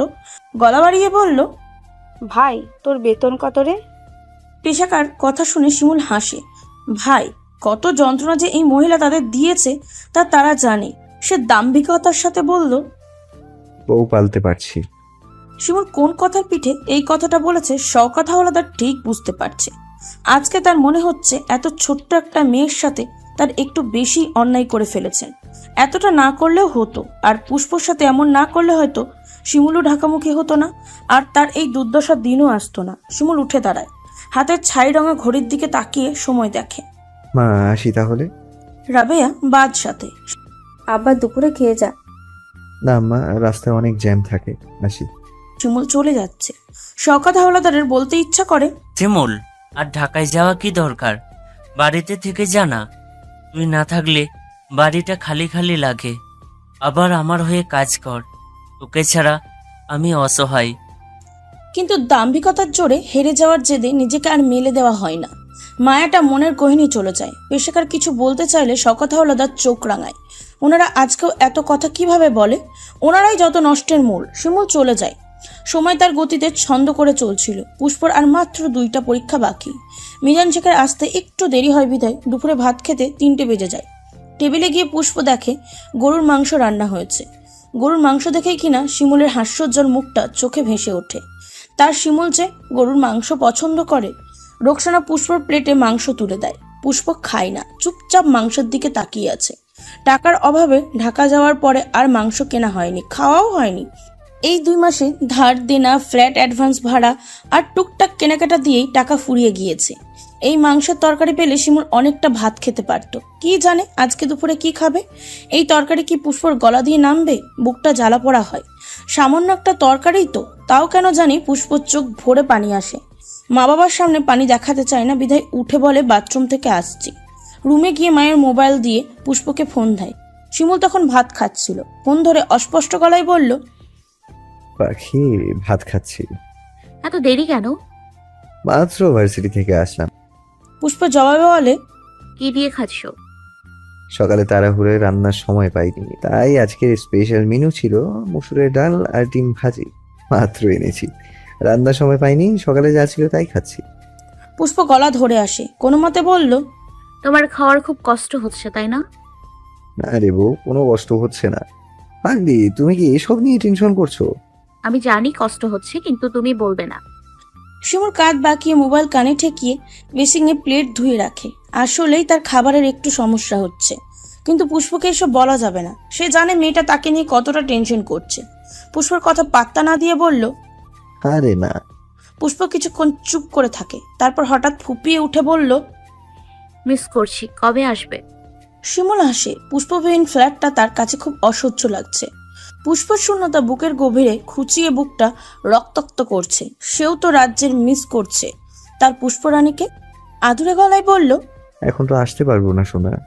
পুষ্প অভিমানে টলটল করে বলে, না কেন? তুমি কি আমাকে মিস করছো না? আমাকে বুকে না নিয়ে ঘুমোতে পারছো? আমি তো পারছি না, এমন কেন তুমি? শিমুল হাসে। এটা ঠিক, প্রথম কয়েকদিন পুষ্পকে ছাড়া ঘুমাতে কি যে খারাপ লাগতো। কতদিন ধরে মেয়েটা বুকে ঘুমায়। হঠাৎ করে শূন্যতা শিমুলের চোখের ঘুম চলে গিয়েছিল, কিন্তু কয়েকদিন যাওয়ার পরে আস্তে আস্তে নিজেকে মানিয়ে নিয়েছে। কথাই আছে না, মানুষ অভ্যাসের দাস। বউকে মানাতে বলল, ঢাকা আসলে সারাক্ষণ বুকে নিয়ে রাখবো। হলো? না হলো না, আমার আজকেই চাই, চাই মানে চাই। পরীক্ষাটা শেষ হোক, গিয়েই নিয়ে আসবো। এর মাঝে আর যাবো না। আমি গেলেই দেখছি তোমার পড়া হয় না। আমি পারবো, প্রমিস। আসো প্লিজ। ওরে আল্লাহ, ওটা কি খুব মিস করছে? পুষ্প আহ্লাদে গলে যায়। কিন্তু ভার্সিটিতে ক্লাস পরীক্ষা আছে, খাতা টাতা দেখতে হবে, খুব ঝামেলায় আছে। পুষ্প বুঝলো শিমুল আসবে না, মন খারাপ করে ফোন কাটে। কালকে শুক্রবার, কিন্তু শিমুল আসবে না। চুপচাপ ভাত খেতে চায়। অল্প একটু ভাত খেয়ে উঠে পড়ে। রাত তখন কয়টা জানা নেই। পুষ্প অনুভব করে তাকে আষ্টেপৃষ্টে কেউ জড়িয়ে আছে। ছোঁয়াটা, গায়ের গন্ধটা, বুকের হৃৎপিণ্ডটা পুষ্পর খুব পরিচিত। আধো ঘুমের মধ্যে বুঝলো এটা শিমুল। হুট করে চোখ খুলে ঘাড় ঘুরিয়ে পিছনে তাকায়। শিমুল হাসছে। পুষ্প অবাক। শিমুল যে তার কি আসার কথা ছিল? সে তাহলে পুষ্পর ডাকে সাড়া দিতেই এসেছে? মস্তিষ্কটা ঘুম থেকে জেগে খুশিতে ভরে গেল। বিড়ালের মতন শিমুলকে জড়িয়ে ধরে। সত্যি এসছো? আহ্লাদির আহ্লাদে সামিল হয় তার কোনো কালে আপত্তি ছিল না। ফোনেই বুঝেছিল আজ রানীর মন খারাপের দিন। এত দূর থেকেও ঠিক প্রেয়সীর মন খারাপের আঁচ টের পাচ্ছিল। শিমুল থাকতে তার শিমুল রানীর মন খারাপ থাকবে? অসম্ভব। তাই তো ছুটে আসা। পুষ্পকে ঘুমাতে দেখে আর জাগাতে ইচ্ছা করেনি। ফ্রেশ হয়ে শাশুড়ির আপ্যায়নের খাবার খেয়ে এসেছে। রুমে এসে এলোমেলো বউটাকে দেখে আর নিজেকে আটকে রাখতে পারেনি, পিছন থেকে আদরে পর্ষে জড়িয়ে নিয়েছে। শিমুল জানে পুষ্প জেগে যাবে, হলেও তাই। জি, রানী হুকুম করলে না আসলে যে গর্দানটা যাবে, আমি এত তাড়াতাড়ি গর্দান হারাতে চাই না। পুষ্প খিলখিল করে হেসে ওঠে। এই পুরুষটা তাকে এত বোঝে, তার ছোট্ট ছোট্ট ইচ্ছাগুলোকে এত প্রাধান্য দেয়, তার মনের রাজ্যে সুখের বন্যা বইয়ে দিতে একটু কিপটামো করে না। গর্দান চাই না, আমি খুব খুশি হয়েছি। আচ্ছা, তাহলে খুশির প্রতিদান কি দিবে? পুষ্প চোখ পিট করে তাকায়, দুষ্টুমি গলায় বলল, চকলেট। আমাকে বাচ্চাদের খাবার দিচ্ছ কেন? আমি কি বাচ্চা? অন্য কিছু দাও, বড়দের কিছু। বড়লোকদের কিছু মানে? শিমুল বাম চোখ টিপে বলল, থাকে না কিছু মিছু। পুষ্প কথা সুদ ধরতে পেরে বলল, ওরে দুষ্টু। শিমুল ভ্রু নাচিয়ে বলল, ওরে বারবার আমি দুষ্ট? আরেকজন যে আমার দহনে জ্বলে পড়ে ছারখানে হয়ে যাচ্ছিল, তার মতলব কি? পুষ্প মুচকি এসে শিমুলের আদল বুকে নাক ঘষে। কোনো মতলব নেই শিমুল ভাই। শিমুল শক্ত হাতে পুষ্পকে ধরে নিজের বুকের উপরে উঠিয়ে নেয়, ফিসফিস করে বলল, আপনি কি মনে করেছেন আমি আপনার মতলব বুঝি না? উপর হওয়াতে পুষ্পর বেনি চুল সামনে লুটিয়ে পড়ে। ধুর, এসব না। বরকে মিস করতে পারি না নাকি? পুষ্পর বেনি পিছনের দিকে ঠেলে দিয়ে বলল, আমি তো বুঝি গো সুন্দরী। পুষ্প শিমুলের গালে হাত রাখে। তোমাকে ভীষণ মনে পড়ছিল, মনে হচ্ছিল তোমার বুকে গেলেই শান্তি লাগবে। শিমুল তার হাত দিয়ে পুষ্পকে বুকে নিয়ে বলল, শান্তি লাগছে? ভীষণ। তোমার বুকে আমার এত শান্তি লাগে। শিমুল চোখ বন্ধ করে পুষ্পর বুকের ধুকপোকানি অনুভব করে। পুষ্প এই মুহূর্তে উপলব্ধি করে শিমুল ভয়ঙ্কর প্রেমিক, ভয়ঙ্কর স্বামী। সঠিক মানুষটা যদি পাওয়া যায় তাহলে সুখের প্রহর শুরু। এক জীবনে প্রেমিককে স্বামী হিসেবে পাওয়া বড়ই সৌভাগ্য। এমন সৌভাগ্য সবার হয় না, যার হয় সে নিঃসন্দেহে ভাগ্যবতী। পলাশ স্তব্ধ হয়ে বসে আছে, তার হাতে প্রেগনেন্সি কিট, তাতে স্পষ্ট দুটো লাল দাগ জলজল করছে। নিধি পাশে দাঁড়িয়ে আছে, উত্তেজনায় খুশিতে পলাশের গলা শুকিয়ে যায়। শুকনো ঢোক গিলে বলে, আমার কান্না আসছে কেন নিধি? নিধি মুখে হাত চেপে কেঁদে দেয়। ইস, তার পেটে অন্য কেউ, ভাবতেই শরীর শিরশির করে ওঠে। পলাশ বিছানা থেকে ফ্লোরে বসে নিধিকে টেনে কাছে নেয়, পেটে মাথা ঠেকিয়ে বলে, হামু, আমার কথা শুনতে পাচ্ছ? আমি আজকেই জানলাম তুমি আসছো। আমার না কান্না করতে ইচ্ছে করছে। হামু, তোমার বাবা তোমার জন্য ওয়েট করছে। লাভ ইউ আম্মু। পলাশের পাগলামি দেখে নিধি হাপুস নয়নে কাঁদে। পলাশ নিধিকে বুকে জড়িয়ে ধরে। তোমাকে কি দেব নিধি? আমাকে এত ভালো একটা খবর শোনালে তুমি। মা বাবাহীন এতিম মেয়েটা নিজের একান্ত কেউ আসবে শুনে খুশিতে আত্মহারা। পলাশের কথা শুনে বলল, কিছু লাগবে না। পলাশ নিধির কপালে চুমু দিয়ে বলল, ধন্যবাদ নিধি, আমাকে এতটা সুখ অনুভব করার জন্য। বাবা মা হওয়ায় এত সুখের কেন? খবরটা পাওয়ার পর থেকে কেমন সুখের পর্দা দুজনে ঘিরে রেখেছে। একটা সংবাদ যে এত মিষ্টি হতে পারে জানা ছিল না। এই সুখের রেশ তারাই অনুভব করতে পারবে যারা মা বাবা হয়েছে। কি বুক ধুকপোকানি অনুভূতি। পলাশ বারবার নিধির পেটে হাত বুলাচ্ছে। নিধি হেসে বলল, এখনো কিচ্ছুই হয়নি। তাতে কি, হ্যাঁ, আসতে ধীরে হবে। আমি তো ওয়েট করবই, তাই না আম্মু? পলাশ নিধির পেটে চুমু খায়। এত যত্নে চুমু খাচ্ছে, মনে হচ্ছে এটা নিধির পেট না, এটা সদ্য জন্মানো কোনো বাচ্চা। পলাশ ভাবে এত খুশির সংবাদ তার আম্মাকে বলা অতি আবশ্যক। পলাশ রাবেয়াকে ফোন দেয়। আম্মা, রাজান রানী চাই তোমার। ফুটফুটে মেয়েটা ছোট্ট হাতে তার বাবার বৃদ্ধাঙ্গুলি চেপে ধরে রেখেছে। সে হতে জানেও না এটা তার বাবা। পিট পিট করে সে আশেপাশে তাকাচ্ছে। পলাশ মুগ্ধ চোখে তার সদ্য জন্মানো মেয়েটার দিকে তাকিয়ে আছে। তার চোখে যে কখন পানি জমলো সে বুঝতেও পারল না। বাবা হওয়ার এত সুখের কেন? বুকটা কেমন ভারী ভারী লাগছে। আল্লাহর দেয়া বড় নিয়ামত পেয়ে পলাশ মনে মনে আল্লাহর দরবারে শুকরিয়া আদায় করে। তারপর সে আস্তে করে বলে, আসসালামু আলাইকুম আম্মু, আব্বুর রাজ্যে আপনাকে স্বাগতম। নিধি পলাশের হাজারো খুশির ফোয়ারা বোয়া মুখের দিকে তাকিয়ে বলল, বাবুর কানে আজান দাও। পলাশ আজান দেয়। প্রথম নাতনি বলেই কিনা আনন্দে রাবিয়ার চোখ ভারী হয়ে আসে। ছোট্ট মুখটাতে চুমুতে ভরিয়ে দেয়। নিধি মুক্ত হয়ে বাবুটাকে দেখে। 16 ঘন্টা কষ্ট নিমেষেই উধাও হয়ে গেল। এই বাবুটা এত দিন তার পেটে ছিল। সারাক্ষণ খেলা করে জানান দিত মা, আমি সুস্থ আছি। পলাশ তার মায়ের দিকে তাকিয়ে বলল, আম্মা, আমার কোলে দাও না। রাবেয়া নকশি কাঁথা পেঁচানো মেয়েটাকে পলাশের কোলে তুলে দেয়। পলাশ সোনার হাড় দিয়ে মেয়েকে কোলে নেয়। বলিষ্ঠ হাতের বাচ্চাটা খুবই ছোট। পলাশ এই প্রথম কোনো ছোট বাবুকে কোলে নেয়। তার মনে হচ্ছে যে কোনো মুহূর্তে পড়ে যেতে পারে। বাবুটার গালে আস্তে করে একটা চুমু খেয়ে বলে, আম্মা নাও, আর একটু থাকলে পড়ে যাবে। রাবেয়া কোলে নিয়ে বলে নাতনির নাম সেই রাখতে চায়। সোহা রাখবে বলে ঠিক করে। পলাশ বা নিধি কেউই আপত্তি করে না। রাবেয়া সোহাকে নিধির পাশেই শুয়ে দিয়ে বাইরে চলে যায়। পলাশ শুয়ে থাকা নিধির কপালে গালের চুমুতে ভরিয়ে দেয়। আমাকে আরেকটা মা এনে দেওয়ার জন্য ধন্যবাদ নিধি। বাবা হওয়ার মতো এত সুন্দর অনুভূতি অনুভব করার জন্য তোমাকে অনেক ধন্যবাদ। নিধি মিষ্টি করে হাসে। দুর্বল হাতে পলাশের গালে হাত রাখে। পলাশ নিধির হাতে চুমু দেয়। সে আস্তে করে বলল, আমাকে মা হওয়ার স্বাদ অনুভব করানোর জন্য তোমাকেও ধন্যবাদ। আমার যে কি অনুভূতি হচ্ছে বোঝাতে পারবো না। পলাশ আর নিধি বাবুর দিকে তাকিয়ে ভবিষ্যৎ ভাবে। নিধির চোখে ভেসে ওঠে তাদের ছোট্ট ফ্ল্যাটে বাচ্চার হইচই। আহা, নিধি আর পলাশ বুঝি পরিপূর্ণ ভালোবাসার সাক্ষী দুনিয়াতে চলে এসেছে। শওকত হাওলাদার খবরটা শুনে খুব খুশি হয়, কিন্তু কাউকে বুঝতে দেয় না। চুপি চুপি মসজিদে গিয়ে 5,000 টাকা দান বক্সে ফেলে দেয় আর মনে মনে প্রার্থনা করে সব যেন ভালো হয়। হাসপাতালে যাবে না করেও নিজেকে আটকাতে পারে না। সন্ধ্যার দিকে হাসপাতালে চলে যায়। ওনাকে হাসপাতালে কেউই আশা করেনি, তাই ওনাকে দেখে সবাই চমকে যায়, কিন্তু সবাই খুশি হয়। রাবিয়া বাবুকে শওকত হাওলাদার কোলে দেয়। শওকত হাওলাদার খেয়াল করে দেখে বাবুটা পলাশের মতোই দেখতে। ছোট ছোট হাত পা নেড়ে চোখ পিটপিট করে তাকাচ্ছে। শওকত হাওলাদার রাবিয়াকে আস্তে করে বলল, পলাশের মতোই হয়েছে, তাই না? রাবিয়া ব্যাপারটা খেয়াল করেছিল। স্বামীর কথা শুনে বলল, হ্যাঁ।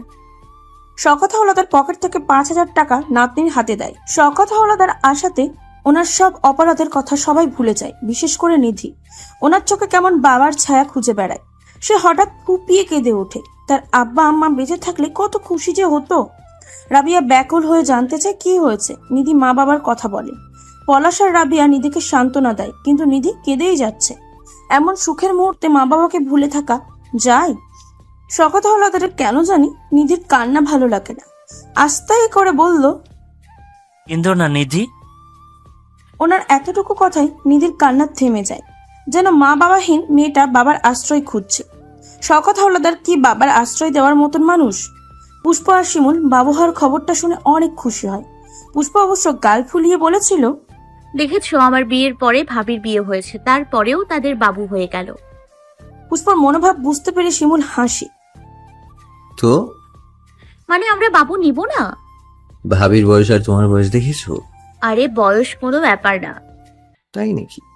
হ্যাঁ, তাছাড়া এত দেরিতে বাবু নিলে বাবু বড় হতে হতে আমি আর তুমি তো বুড়ো হয়ে যাব। বেশি পেকে গেছেন মনে হয়। এখন এসব মাথা থেকে সরিয়ে ভার্সিটির পড়াগুলো সম্পূর্ণ করো। পুষ্প মুখ পাকিয়ে পড়ার মনোযোগ দেয়। শিমুল কত বই যে কিনে আনে। পুষ্প পড়তে পড়তে পুষ্পর অবস্থা করুন। তবু শিমুলের সান্নিধ্যে এসেই কিনা পুষ্পর এইচএসসি রেজাল্ট খুব ভালো হয়েছে। হয়তো প্লাস আসেনি, কিন্তু মানানসই এসেছে।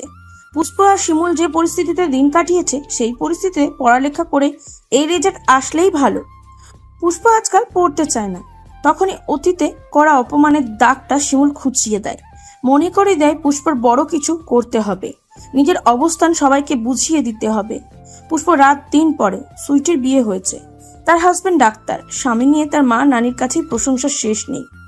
তার স্বামী তার কথায় উঠে বসে। বউকে কেউ কিছু বলতে পারে না। সুইটি সবার উপরে ছুরি ঘুরিয়ে চলে। হুটহাট বেড়াতে চলে যায়, যা ইচ্ছা তাই খায়। শ্বশুর শাশুড়িকে 2 পয়সার দাম দেয় না। পেশাকার আর আসমা রাবিয়াকে শুনিয়ে শুনিয়ে বলে, আমার সুইটি কপালগুলো একটা বর পেয়েছে, সুইটিকে ছাড়া কিচ্ছু বোঝে না। রাবিয়া মুচকি হেসে বলল, ভালো তো।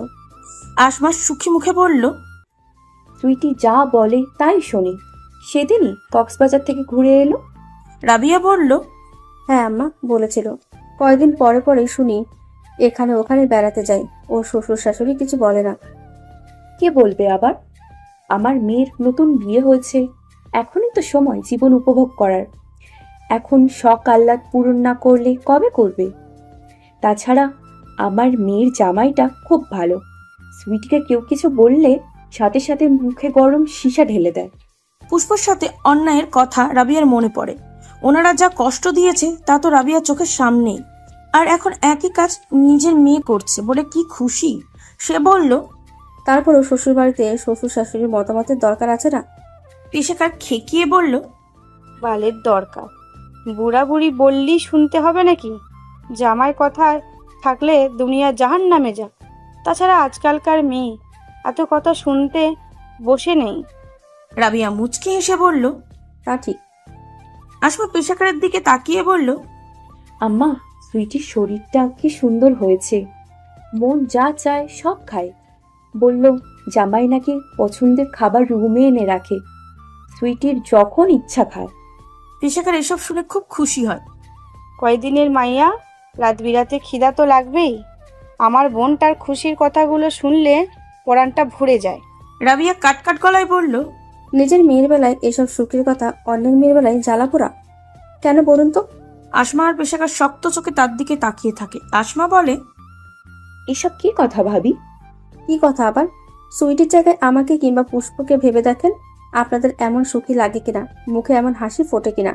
আমি জানি লাগবে না, কারণ আমরা তো পরের মেয়ে। নিজের মেয়ের সাথে কি পরের মেয়ের তুলনা সাজে? পেশাকার মুখ ভেঙচিয়ে বলে, আমার সুইটির সাথে তোমাদের তুলনা করব কোন দুঃখে?